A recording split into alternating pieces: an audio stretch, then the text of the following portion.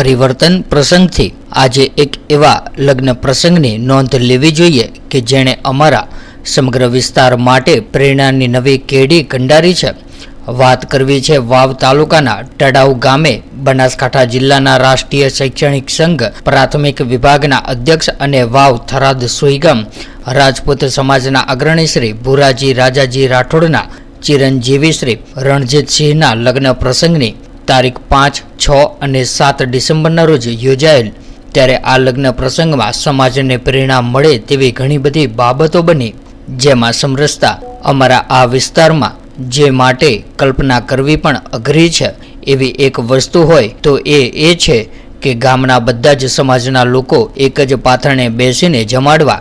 બહારના લોકોને કોઈ ઓળખતું હોતું નથી કે તે કયા સમાજના છે અને બહારના લોકો કઈ જ્ઞાતિમાંથી આવે છે તેનો પરિવારને સંકોચ પણ હોતો નથી. પણ જ્યારે ગામના જ અનુસૂચિત જાતિ મેઘવાળ સમાજને બધા ભેગા બેસીને જમવાનું થાય તો સૌથી પહેલો વાંધો પરિવાર અને ગામને હોય છે. પરંતુ સાહેબના દ્રઢ મનોબળ અને પરિવારને સમજાવવાની કુશળતાથી બધા તૈયાર થયા અને ગામના સહિતના બધાનું 2500 લોકોનું સમૂહ ભોજન થયું. આ માટે એમના પરિવાર અને સમગ્ર ગામને જેટલી શાબાશી આપીએ એટલી ઓછી પડે. પર્યાવરણ સંરક્ષણ. ત્યારે આ લગ્ન નિમિત્તના ભોજન સમારંભમાં 2500 લોકોના ભોજન સમારંભમાં ક્યાંય પણ પ્લાસ્ટિકનો ઉપયોગ ન થયો. જમવા માટે થાળીઓ સ્ટીલની વાપરવામાં આવી. હમણાં અમારા આ વિસ્તારમાં પાણી આપવા માટે 250 mlની પ્લાસ્ટિકની બોટલો બહુ વપરાય છે અને ચા આપવા માટે કાગળના કપ પણ અહીં સ્વાગતમાં સ્ટીલના પ્યાલા અને ચા માટે સ્ટીલની વાટકીઓ વાપરવામાં આવી. લગ્નમાં ડીજે કે બેન્ડ જેવા ધ્વનિ પ્રદૂષકોનો ઉપયોગ થયો નહીં.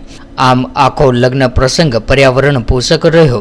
કુટુંબ પ્રબોધન. આમ તો નાનો જમણવાર હોય તો પણ ભોજન પીરસવામાં બહારથી વેટર લાવવાની જાણે ફેશન બની ગઈ છે. પરંતુ અહીં આટલા મોટા જમણવારમાં એક પણ વેટર નહીં પણ પરિવારના લોકોએ પીરસ્યું. મોટા ભાગનું ભોજન પંગતમાં જમાડવામાં આવ્યું. આમાં સાહેબનો પરિવાર અને ગામના બધા જ યુવાનો જોડાયા. પોતે જે શાળામાં નોકરી કરે છે તે શાળાના 500થી વધારે બાળકોને કુટુંબ સમજી જમણવારમાં નિમંત્રિત કરી જે બધા મહેમાનોને જમાડ્યું છે તે જ ભોજન કરાવવામાં આવ્યું. સ્વદેશીમાં જો વાત કરીએ તો લગ્ન પ્રસંગમાં જમાડવાની વાનગીઓ બધી જ અહીંયાના રોજના વપરાશ જેવી બનાવવામાં આવી હતી. ચાઇનીઝ કે અન્ય કોઈ પણ પ્રકારના ફાસ્ટ ફૂડનો ઉપયોગ થયો નહીં.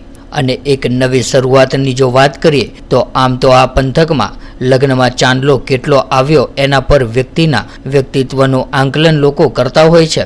ત્યારે સામાન્ય રીતે 1 લાખથી લઈને 10 લાખ સુધીના ચાંદલા લગ્નના જમણવારમાં આવતા હોય છે. પરંતુ અહીં એક પણ રૂપિયાનો ચાંદલો સ્વીકારવામાં આવ્યો નહીં. આ પણ અમારા વિસ્તાર માટે જ એક નવી પહેલ હતી. આમ આ પ્રસંગ એક સમાજ પરિવર્તનની દિશામાં ક્રાંતિકારી પગલું બની રહ્યો છે. આ પ્રસંગથી અમારા શિક્ષક સમાજ અને બાકીનો સમાજ મોટી પ્રેરણા લેશે.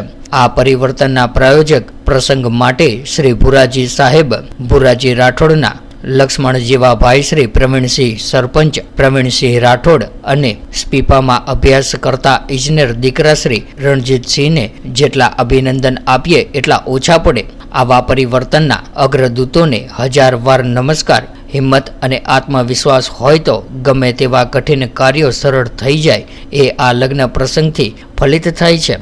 પૂર્વ સાંસદ શ્રી રતિલાલ વર્મા તથા પરિવાર દ્વારા ગ્રામજનોને અભિનંદન.